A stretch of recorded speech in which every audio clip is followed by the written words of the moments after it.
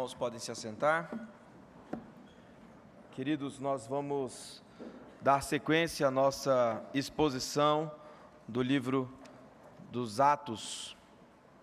Peço que você abra sua Bíblia no livro de Atos, capítulo de número 23, versos de 1 até o verso de número 35.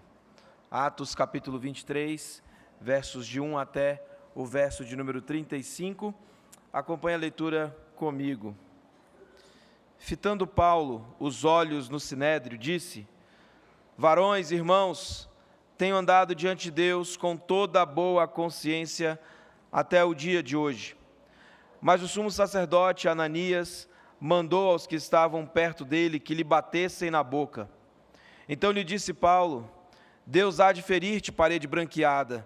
Tu estás aí assentado para julgar-me segundo a lei, e contra a lei mandas agredir-me? Os que estavam ao seu lado disseram: Estás injuriando o sumo sacerdote de Deus? Respondeu Paulo: Não sabia, irmãos, que ele é sumo sacerdote, porque está escrito: Não falarás mal de uma autoridade do teu povo. Sabendo Paulo que uma parte do sinédrio se compunha de saduceus e outra de fariseus, exclamou: Varões, irmãos, eu sou fariseu, filho de fariseus. No tocante à esperança e à ressurreição dos mortos, sou julgado. Dito essas palavras, levantou-se grande dissensão entre fariseus e saduceus, e a multidão se dividiu. Pois os saduceus declaram não haver ressurreição, nem anjo, nem espírito, ao passo que os fariseus admitem todas essas coisas.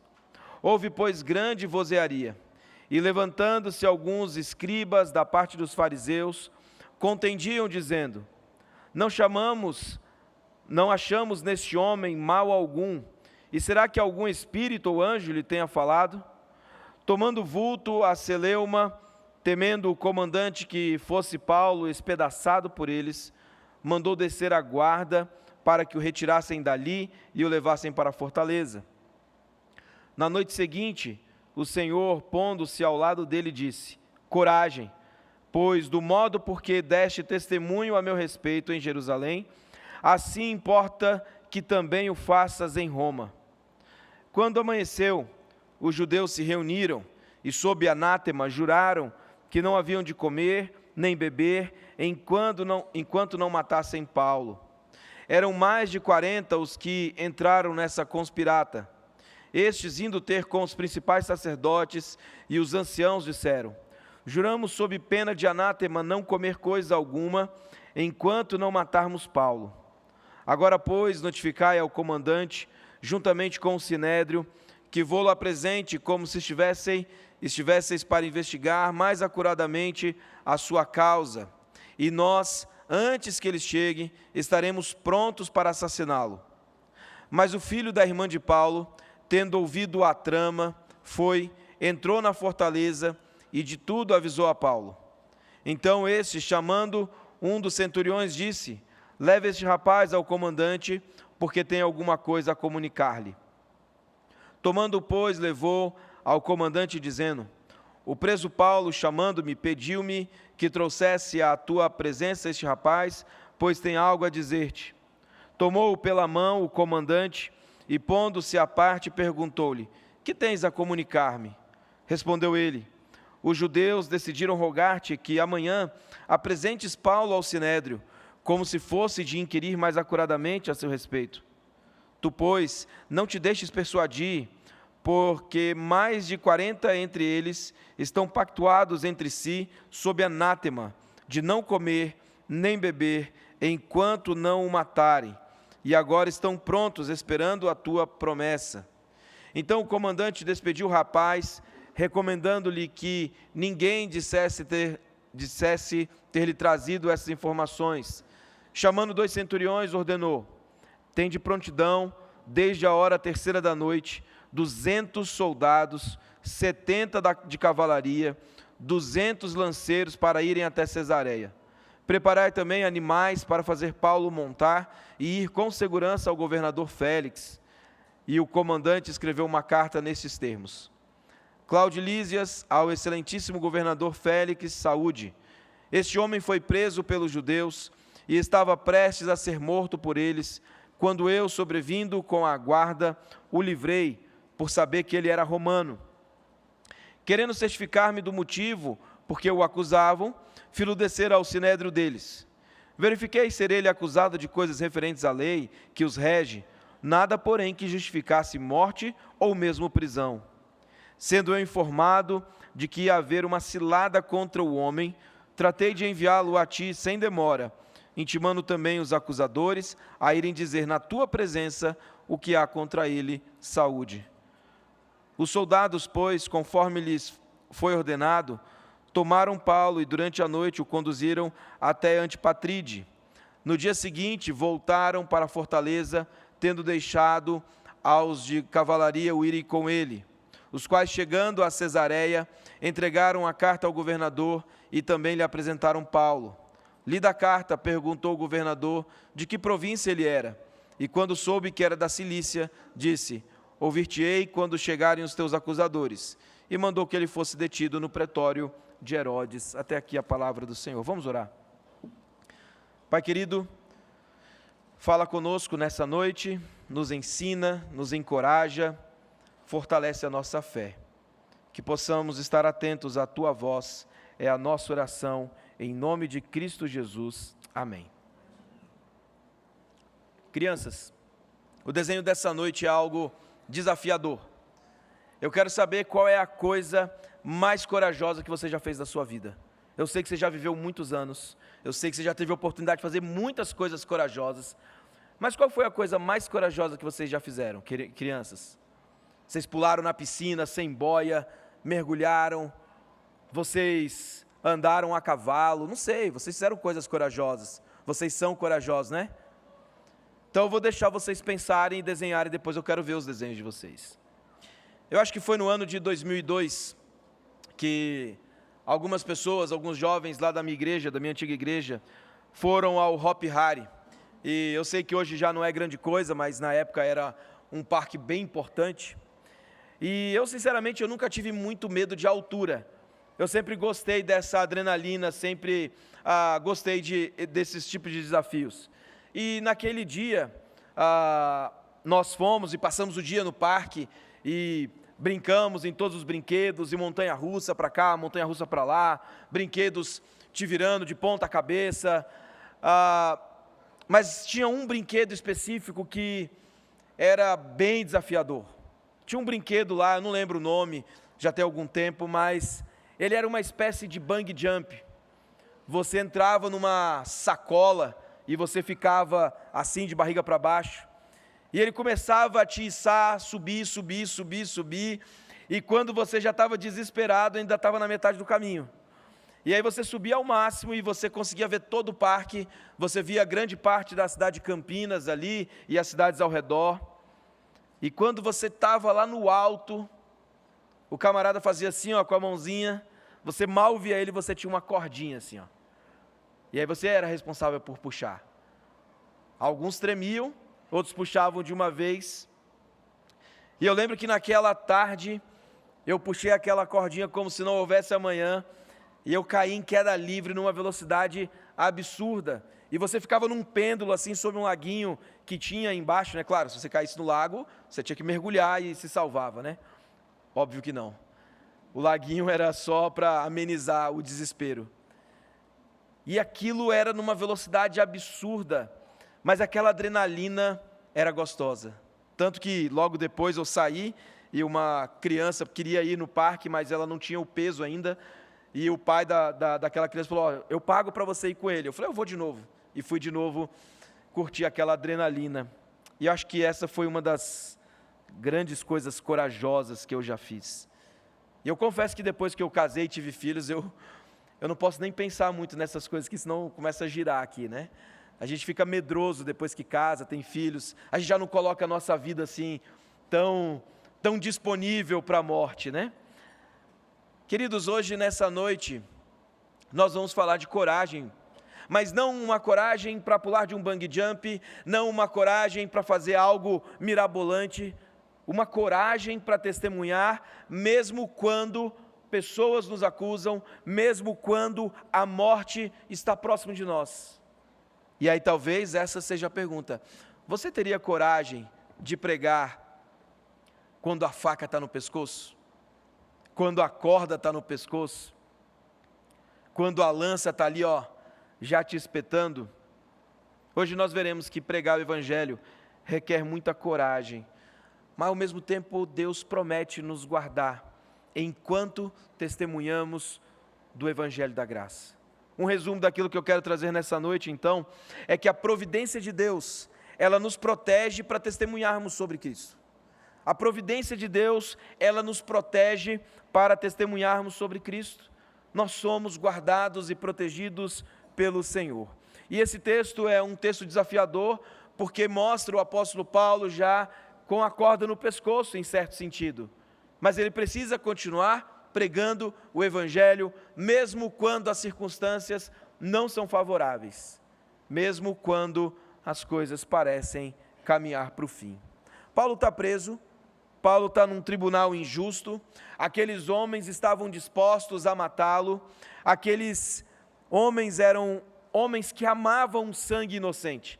Por mais que eles falassem que não, eles amavam o sangue inocente. Eles estavam dispostos a matar todos aqueles que se colocavam no seu caminho, todos aqueles que confrontavam aquele sistema religioso judaico que eles tinham criado.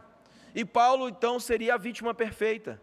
Ele era um fariseu, ele era um conhecedor da lei, ele tinha sido um perseguidor da igreja, um homem importante, mas que foi considerado um traidor por se voltar para a doutrina do caminho, para o cristianismo, por reconhecer Cristo Jesus como o Messias. Então agora Paulo é a vítima perfeita.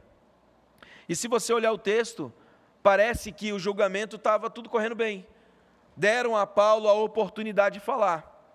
Mas o texto diz que assim que ele começou a falar, o que fizeram com ele? Deram uma bofetada na sua boca. Talvez você se lembre que o julgamento do Senhor Jesus foi exatamente assim. Quando o Senhor Jesus se encontra ali com Anás, e depois vai para Caifás, em João 18, 22, narra esse fato. O Senhor Jesus começa a falar com os líderes religiosos, e o texto diz, dizendo ele isso, um dos guardas que ali estavam, deu uma bofetada em Jesus, dizendo: é assim que falas com o sumo sacerdote? O que nós temos aqui, de fato, é uma identificação entre o julgamento de Cristo e o julgamento de Paulo nesse momento. É um jogo de cartas marcadas. Nós não estamos diante de um julgamento justo, nós não estamos diante de homens piedosos, juízes honestos. E, aliás, Flávio José, um historiador da igreja, conta que Ananias era um sumo sacerdote corrupto. Ele vai narrar que ele deveria ser um homem piedoso, temente a Deus, mas não era. Ele era conhecido, a sua má fama era conhecida por toda a cidade. Todo mundo sabia que ele amava o dinheiro, que ele era injusto, que ele era violento. Ele era rico e influente. E ele fazia com que as coisas acontecessem do seu jeito. No ano 59, ele perde esse seu cargo de sumo sacerdote, e no ano 63, então, ele é assassinado numa revolta judaica. Ele teve o que ele merecia. O povo que deveria tratá-lo com dignidade é o mesmo povo que mata Ananias, esse sumo sacerdote. E nós vemos aqui o apóstolo Paulo sendo esbofeteado na boca para se calar, mas Paulo aqui ele não se conteve, e ele literalmente, o que ele diz aqui é uma espécie de maldição, porque nós lemos no texto: ai de vós, escribas e fariseus, que são sepulcros caiados, vocês vão matar, vocês vão perseguir pessoas, profetas do Senhor, e tudo isso vai acontecer nessa geração.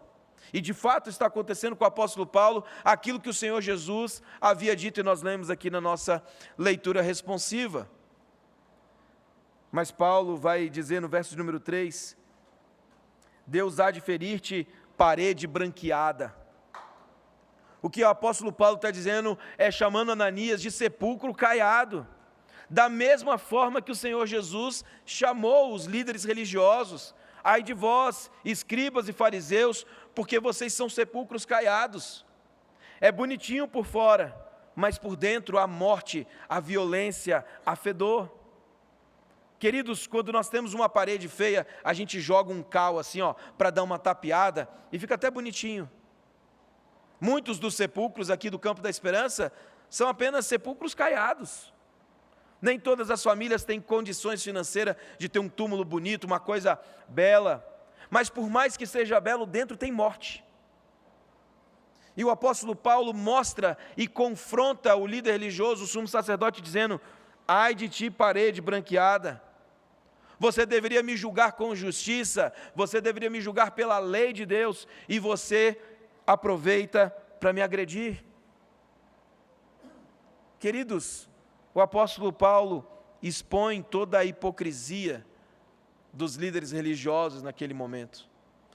Mesmo sendo agredido, Paulo vai mostrar que o coração daqueles líderes religiosos estava longe do Senhor. O texto aqui vai dizer que o apóstolo Paulo ele é confrontado, e eles vão dizer para Paulo: você não sabe que você está falando com o sumo sacerdote? Né? O verso de número 4 e 5, você está injuriando o sumo sacerdote, e Paulo vai dizer: olha, eu não sabia que era o sumo sacerdote. Alguns comentaristas vão narrar que isso é uma espécie de ironia da parte de Paulo, porque Paulo conhecia todo o sistema religioso, Paulo era fariseu, Paulo era conhecedor de todos aqueles homens ali, ele já estivera em Jerusalém, e Ananias era o sumo sacerdote naquele momento, mas numa espécie de ironia, Paulo disse assim: olha, os seus atos não se parecem com um sumo sacerdote, você deveria ser justo, mas você é injusto, eu não sabia que você era sumo sacerdote. Alguns comentaristas vão dizer que o apóstolo Paulo está ironizando, dizendo assim: olha, as suas ações não parecem com um homem piedoso. Entretanto, Paulo vai citar Levíticos dizendo: não devemos falar mal da autoridade sobre Israel. E aí, irmãos, diante desse primeiro momento, nós vemos o apóstolo Paulo tendo uma estratégia diante de um julgamento injusto. Não pense que o apóstolo Paulo aqui vai passar por esse julgamento e ele não vai argumentar. Nós vimos semana passada, antes de ser agredido, antes de ser violentado, Paulo diz: olha, eu sou cidadão romano, vocês não podem encostar a mão em mim assim. E agora Paulo vai usar outra estratégia para apontar a hipocrisia dos líderes ali. Nós estamos diante de dois grupos, saduceus e fariseus. E o apóstolo Paulo risca o fósforo e joga e diz: briguem. Eu vou esperar vocês brigarem. E o apóstolo Paulo vai dizer: eu estou sendo julgado no tocante à esperança da ressurreição. O apóstolo Paulo sabia, ele era fariseu. E o Lucas aqui, ele vai deixar bem claro que havia um problema. Os saduceus não criam na ressurreição, não criam em anjo, não criam em espírito. E o apóstolo Paulo vai dizer: olha, eu estou sendo julgado quanto à esperança da ressurreição. E aí, quando ele usa essa palavra ressurreição, o caos toma conta do sinédrio. É uma estratégia do apóstolo Paulo. Eles então passam a se confrontar ali, fariseus e saduceus, num debate teológico acalorado, e o apóstolo Paulo está ali, diante daqueles homens. E queridos, a doutrina da ressurreição, de fato, divide religiões. Quantas pessoas você já viu nascer? Quantos bebezinhos você já viu nascer? Aqui é uma fábrica, né? Que a gente vê toda semana. Quantas pessoas você já viu vivendo uma vida correta, honesta, aos olhos de outras pessoas? Várias. Talvez você tem que ser uma dessas pessoas, inclusive. Quantas pessoas você já viu morrer? Quantos funerais você já foi? Agora, quantas pessoas você já viu ressuscitar? Eu nunca. E eu espero não ver, porque eu tenho medo. Vou ficar com medo a semana inteira. Queridos, nós nunca vimos ninguém ressuscitar. E sim, nos choca o fato de saber que Cristo ressuscitou, porque isso não é do nosso cotidiano. Se você for no hospital, você vai ver bebês nascendo, você vai ver pessoas morrendo, mas nós não vemos pessoas ressuscitando. poxa, olha, ressuscitou ontem uma pessoa ali na Asa Norte, eu fui lá compartilhar. A gente não vê isso, irmãos. A gente não vê. E a doutrina da ressurreição é uma doutrina importante e que divide a história. Quando você olha as religiões do mundo, você vai ver grandes pensadores, você vai ver homens importantes, mas Cristo é incomparavelmente maior do que todos eles, porque Cristo de fato ressuscitou dos mortos. O nosso Senhor, o nosso Salvador, não é um Deus que morreu e ficou sepultado. O nosso Senhor morreu e ressuscitou ao terceiro dia, irmãos. E o que Paulo está fazendo aqui é suscitar essa discussão acerca da ressurreição, para mostrar que o Evangelho não é apenas o Evangelho que diz respeito a Cristo ter morrido em nosso lugar. Nós não podemos anunciar apenas o Evangelho dizendo assim, olha, Cristo morreu em nosso lugar. A mensagem do Evangelho é uma mensagem completa. Cristo morreu, mas Cristo ressuscitou. E um dia Ele voltará para buscar a sua igreja. Nós precisamos aprender a pregar o Evangelho de forma completa. Queridos, a doutrina da ressurreição nos difere de outras pessoas. E nós não somos capazes de crer na ressurreição se não for por obra do Espírito Santo, nos mostrando, nos dando fé para entender isso. Porque nós não vemos pessoas ressuscitando. Nós não vemos na história outras pessoas que ressuscitaram. Nós conhecemos Cristo Jesus, que ressuscitou. E ao mesmo tempo, irmãos, essa doutrina nos aponta para a esperança que nós temos no Senhor Jesus. Porque se a nossa esperança é só aqui agora, se não tem ressurreição dos mortos, a Bíblia diz que é vã a nossa fé. Nós estamos perdendo tempo. Se nós não cremos na ressurreição, o que nós estamos fazendo aqui? Hoje é o dia da ressurreição, inclusive, o dia que nós celebramos e testemunhamos para o mundo que Cristo é o Senhor e ressuscitou. É isso que move a nossa esperança, é isso que nos dá uma esperança viva, Cristo Jesus ter morrido, mas Cristo Jesus ter ressuscitado em nosso lugar, porque isso nos aponta que as nossas dores, os nossos sofrimentos, as doenças, as perseguições, elas têm data de validade. Nós ressuscitaremos com Cristo também naquele dia glorioso. Nós receberemos um novo corpo, um corpo glorificado em semelhança a Cristo Jesus. Queridos, essa é a nossa esperança, porque talvez você esteja passando por lutas, por sofrimentos, por angústias. Nós temos acompanhado os nossos grupos de oração, mas o que move a nossa esperança não são o que os nossos olhos podem ver, não é a medicina. O que move a nossa esperança é que um dia seremos ressuscitados em Cristo Jesus e por Cristo Jesus, porque Ele é a primazia dos que morrem. Irmãos, apóstolo Paulo está mostrando aqui para os líderes religiosos que eles eram conhecedores da lei, mas eles não tinham um entendimento real que Jesus era o Messias, o prometido, o que pisaria na cabeça da serpente, que morreria, mas que ressuscitou ao terceiro dia. A briga aqui é uma briga teológica, é um problema de visão a respeito da vida e da morte. Mas deixa eu fazer uma pergunta para você. O quanto que a doutrina da ressurreição impacta a sua vida de segunda a sábado? Lá quando você está desanimado, quando você está cansado, quando a angústia toma o seu coração, será que você se lembra que isso tem data de validade? Será que você se lembra que Cristo Jesus voltará para acabar com o nosso choro, acabar com a nossa dor, acabar com o nosso sofrimento? É verdade que nesse mundo nós teremos aflições, é verdade que nesse mundo nós teremos doenças, muitos irmãos da nossa igreja sofrem com doenças, queridos, mas há ressurreição dos mortos. Ainda que a gente não veja, pela fé, nós cremos que seremos ressuscitados em Cristo Jesus. Isso deve mudar a forma como você enxerga as suas dores e os seus sofrimentos. Ele ressuscitou. Um dia o seu sofrimento vai acabar. Por isso, anime-se, cristão. Anime-se, povo de Deus. Nós podemos ser perseguidos como o apóstolo Paulo aqui está sendo duramente perseguido, mas o apóstolo Paulo tinha a esperança de que um dia ele ressuscitaria com Cristo Jesus. E essa é a esperança para mim e para você hoje, porque as angústias batem à nossa porta. Nós não sabemos quais desafios nós enfrentaremos ao longo dessa semana, mas estamos certos de que aquele que ressuscitou dos mortos, um dia também nos ressuscitará. Isso não vai mudar. As circunstâncias podem mudar, mas as promessas de Deus permanecem intocáveis. Segundo, primeiro nós vemos que há planos humanos e planos divinos, mas segundo nós vemos que o nosso Deus é o Deus que encoraja. Olha o verso de número 11, queridos.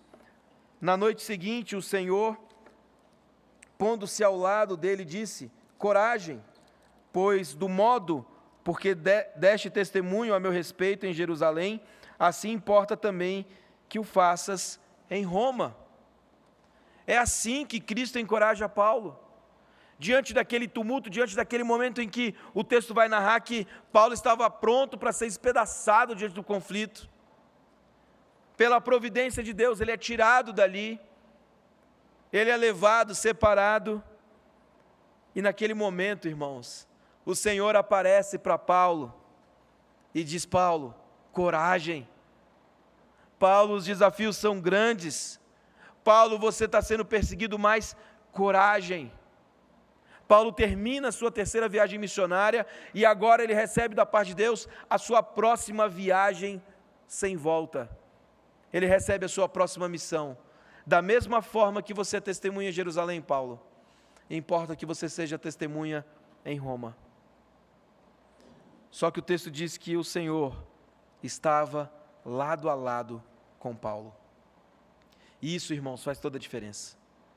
Isso é belíssimo, porque esse verbo aqui é que Deus se coloca ao lado de Paulo, e ele encoraja Paulo e diz assim: Paulo, coragem, eu estou do seu lado, eu estou contigo, eu não vou te abandonar, você vai ser minha testemunha em Jerusalém, mas também em Roma, e eu vou permanecer contigo, e na sua morte, eu estarei lá também.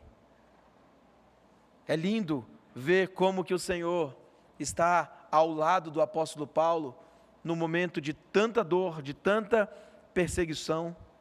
E queridos, se você olhar o livro de Atos, como nós temos trabalhado ao longo de toda a semana, Paulo tinha todos os motivos para estar cansado, sobrecarregado, desanimado. Paulo já podia dizer: gente, me leva logo, eu cansei desse negócio, está muito difícil. Mas Paulo ali, encorajado pelo Senhor,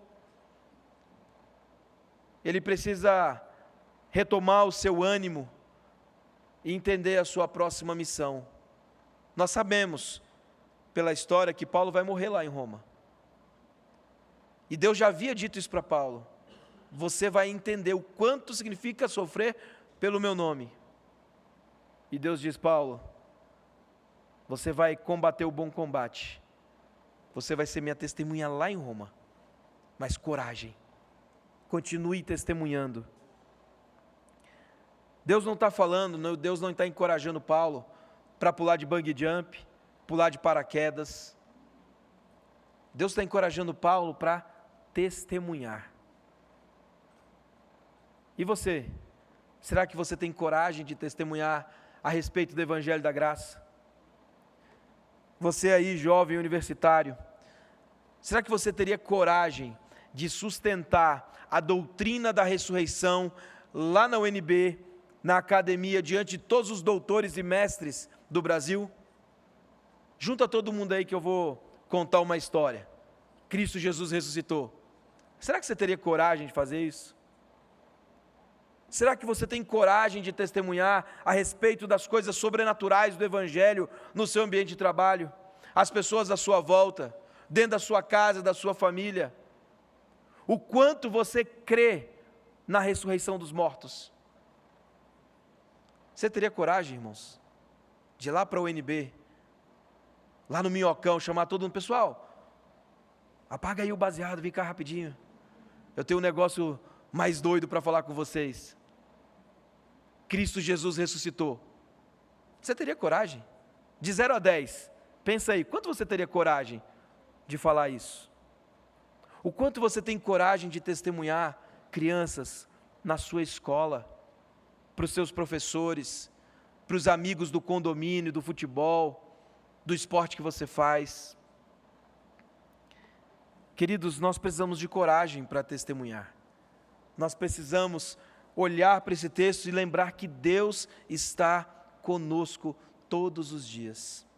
Aliás, o Senhor Jesus já havia encorajado os seus discípulos na grande comissão, quando nós lemos lá em Mateus 28, o Senhor Jesus dizendo, o texto diz assim: Jesus aproximando-se falou-lhes, dizendo: toda autoridade me foi dada no céu e na terra, ide portanto fazei discípulos de todas as nações, batizando-os em nome do Pai e do Filho e do Espírito Santo, ensinando-os a guardar todas as coisas que vos tenho ordenado, e eis que estou convosco todos os dias, até a consumação dos séculos. Veja que nós enfatizamos bastante a ideia do ide. Nós falamos, igreja, nós precisamos ir, nós precisamos anunciar o Evangelho, nós precisamos pregar, mas as pessoas ficam com medo.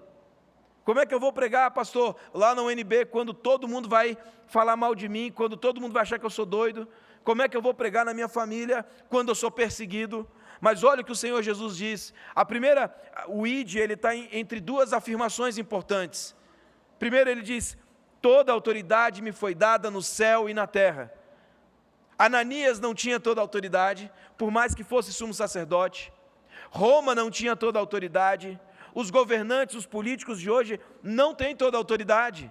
O Senhor Jesus diz, eu tenho toda a autoridade no céu e na terra. Esse é o primeiro encorajamento do Senhor para nós. O nosso Deus é o Deus forte, e Ele diz, eu tenho toda a autoridade. Eu governo sobre todos os governantes. Eu governo sobre todos os poderosos. Eu tenho toda a autoridade. Mas o segundo encorajamento do Senhor Jesus é, e eis que estou convosco até a consumação dos séculos. No meio dessas duas afirmações tem o ide. O ide, sim, é um verbo para a gente ir, para a gente testemunhar, mas Deus nos encoraja dizendo, eu tenho autoridade e eu estou convosco. Será que deveríamos ter medo de testemunhar?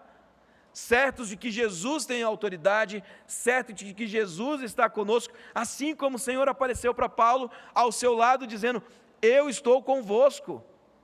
Coragem.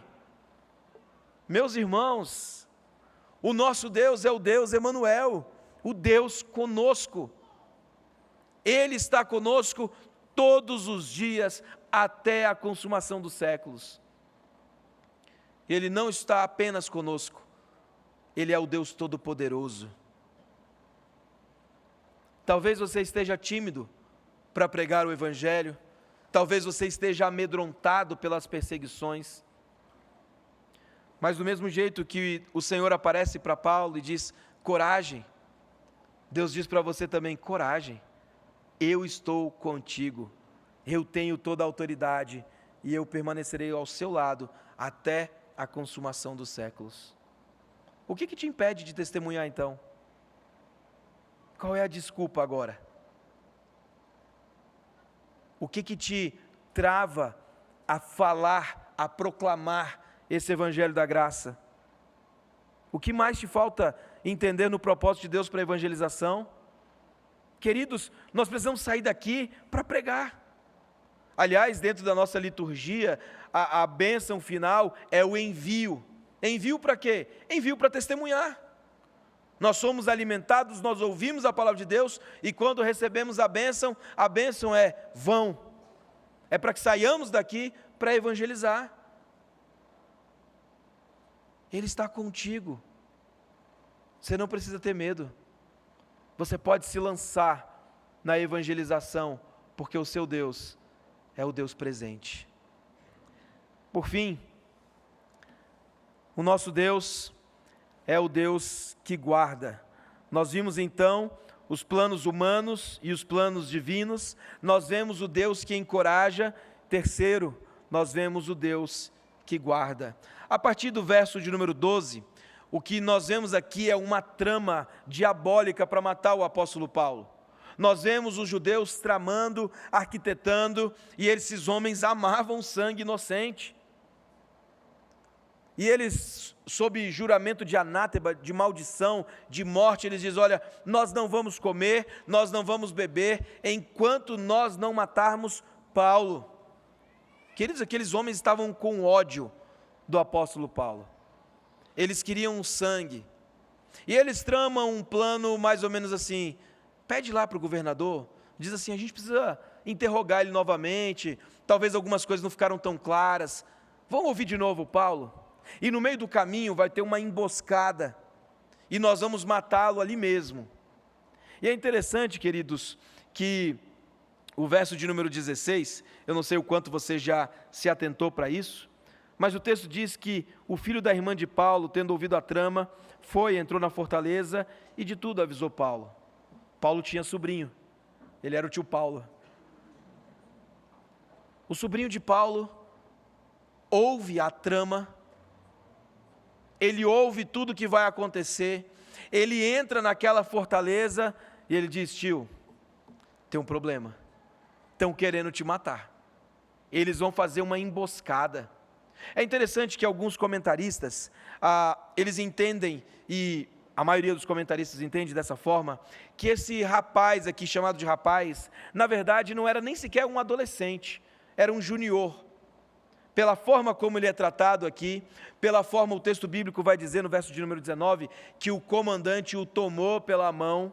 Essa era uma expressão da condução de uma criança. O comandante não pegava na mão de um homem barbado e assim: vamos conversar aqui. E os comentaristas vão argumentar que esse sobrinho de Paulo era no máximo, um adolescente ali por volta dos seus 12 anos. E é interessante, queridos, como que o Deus que guarda, o Deus da providência, usa quem Ele quer, quando Ele quer, para que os seus planos sejam cumpridos. E crianças, deixa eu falar algo para vocês. Deus usa a vida de vocês também. Vocês foram batizados um dia. Vocês receberam um sinal de pertencimento à família da aliança. Deus ama vocês, Deus cuida de vocês, e Deus também usa a vida de vocês para que os planos soberanos dele se cumpram. Quantas histórias nós já ouvimos na igreja de crianças que vêm para a igreja e daqui a pouco trazem os pais? É a providência de Deus, usando os pequeninos para alcançar os grandões. Crianças, se coloquem à disposição do Senhor para testemunhar, para falar de Cristo Jesus. Deus ama vocês e Deus quer usá-los também como instrumentos de salvação na vida de outras pessoas. Deus ama vocês, pequeninos. Deus tem um plano maravilhoso para cada um de nós, um plano soberano. E Ele já mostrou isso a vocês, dando a vocês pais crentes, que estão ensinando vocês do caminho que vocês devem andar. E vocês podem sim ser instrumentos do Senhor, como o sobrinho de Paulo foi. Ele foi um instrumento de Deus para guardar a vida do apóstolo Paulo. Sim, Paulo iria morrer, sim, é verdade, Deus já havia dito que ele deveria aprender a sofrer por causa do Evangelho, mas ainda não era o momento, não era a hora de Paulo morrer. E os planos humanos foram frustrados por um Deus soberano, que usa homens, mulheres e crianças, segundo a sua boa vontade, segundo a sua providência, para que os seus planos se cumpram para o bem da igreja. Queridos, isso é maravilhoso. O nosso Deus chama, o nosso Deus salva, o nosso Deus guarda, Ele nos protege diariamente, mesmo quando as tramas perversas são tramadas às nossas costas, mesmo quando as perseguições estão próximas de nós, o nosso Deus nos protege, o nosso Deus nos guarda. Homens podem tentar sim nos derrubar, homens podem tentar fazer o mal contra nós, mas nós estamos seguros nas mãos do nosso bom Deus. Talvez você esteja amedrontado na sua vida, talvez você esteja preocupado com a perseguição no seu trabalho, talvez você esteja sendo perseguido, ameaçado de demissão por ser cristão. Fica calmo. O Deus que salva é o Deus que guarda, é o Deus que sustenta, é o Deus que usa todas as coisas para o bem daqueles que amam a Deus. Esse é o nosso Deus, o Deus da providência. E queridos, aquele que nos guarda não dorme, aquele que nos guarda não perde o controle da história, ele não perde o controle da vida de ninguém, ele não perdeu o controle da vida de Paulo, e ele vai usar, por meio da sua providência, ele vai fazer com que tudo aconteça para que Paulo de fato chegue a Roma. Aquele comandante ouve aquela criança, ele diz: olha, destaca então homens para proteger o apóstolo Paulo, e aqui ele destaca muita gente. Ele tira o apóstolo Paulo, ele manda uma carta, envia o apóstolo Paulo com uma carta. Paulo então chega àquele novo local, aguardando o seu julgamento. Queridos, essa é a providência de Deus. Isso nos mostra que o Evangelho nos garante a nossa salvação eterna. Olha como Deus da providência age na vida de Paulo, e olha como isso nos ensina a respeito do Evangelho, porque a nossa vida está garantida em Cristo Jesus, a nossa vida está protegida nos méritos de Cristo Jesus, na obra de Cristo Jesus, por isso nós somos preservados, por isso nós somos guardados. O que pode nos fazer um simples mortal? O que um homem pode nos fazer, queridos? Ele pode tirar a nossa vida? Para nós o morrer é lucro. O máximo que ele pode nos fazer é nos levar ao encontro do Senhor Jesus, e onde estaremos muito melhor. O que um homem mortal pode nos fazer? Ele não pode agir se Deus não quiser, porque o texto vai dizer que eles tramaram uma trama, que eles fizeram de tudo para matar o apóstolo Paulo, e Deus disse não. Ele usa governantes romanos, ele usa crianças, ele usa guardas, ele usa cavalos, animais, para proteger a vida do apóstolo Paulo. Diz assim: ainda não é hora, não é o momento. Queridos, a sua vida está nas mãos do Senhor, a sua vida não está na mão de Roma, a sua vida não está na mão dos nossos governantes, a sua vida está protegida e guardada por Cristo Jesus, aquele que morreu, ressuscitou e um dia voltará em glória para nos buscar. Ah, como isso muda a história, como isso muda a nossa perspectiva, porque nós sabemos que a nossa esperança é além dessa vida. Aqui nós passaremos por aflições, tribulações, perseguições, talvez irmãos morram pela causa do Evangelho, como nós tivemos recentemente o dia da igreja perseguida, mas nós sabemos, queridos, que a nossa vida está protegida e guardada por Cristo Jesus. Louvado seja Deus por isso, porque isso nos encoraja a testemunhar aqui, ou mesmo nas nossas prisões, como é o caso de Paulo. Ele está sendo preso, ele continua preso, Deus não livrou ele da cadeia. Deus diz: Paulo, eu vou te fazer um prisioneiro lá em Roma. E pela carta de Filipenses nós sabemos que a casa de César ouve o Evangelho por causa dessa prisão. O Evangelho chega à casa de César porque Deus permitiu que Paulo fosse preso, para que o Evangelho chegasse a pessoas improváveis. Deus não desperdiça o nosso sofrimento. E não pense que o seu sofrimento é em vão. Não pense nisso. O Deus da providência usa todas essas coisas para que o nome de Cristo seja exaltado aonde nós estamos. Quero concluir. E aí, crianças, terminaram o desenho da sua atividade corajosa? E aí, irmãos, será que vocês teriam coragem de pular de paraquedas, de bungee jump? Eu acho que mais do que todas essas coisas, nós precisamos de coragem para testemunhar. A palavra de Deus diz que a mensagem da cruz, ela é loucura para os que se perdem. mas para nós que somos salvos, é o poder de Deus. Talvez as pessoas olhem para nós e pensem assim: cara, esse povo é doido, né? Domingo à noite na igreja, o que esse povo tanto faz na igreja? É loucura para eles, é doideira para eles nós estarmos aqui, mas nós sabemos que isso é o poder de Deus, é o Evangelho, e por isso nós vamos sair daqui encorajados, para pregar esse Evangelho que é loucura, para os que se perdem, mas para os eleitos de Deus, é o poder de Deus. Deus não vai perder nenhum dos seus eleitos, pode pregar, fica tranquilo, Deus está contigo. Amanhã os desafios virão, as oportunidades de pregar virão, e é necessário que você tenha coragem. O Senhor está do seu lado, nos dias bons, nos dias maus, quando é fácil pregar, quando é difícil pregar, o Senhor estará contigo. Coragem, coragem para viver essa semana. Abaixe sua cabeça, feche os seus olhos, nós vamos orar.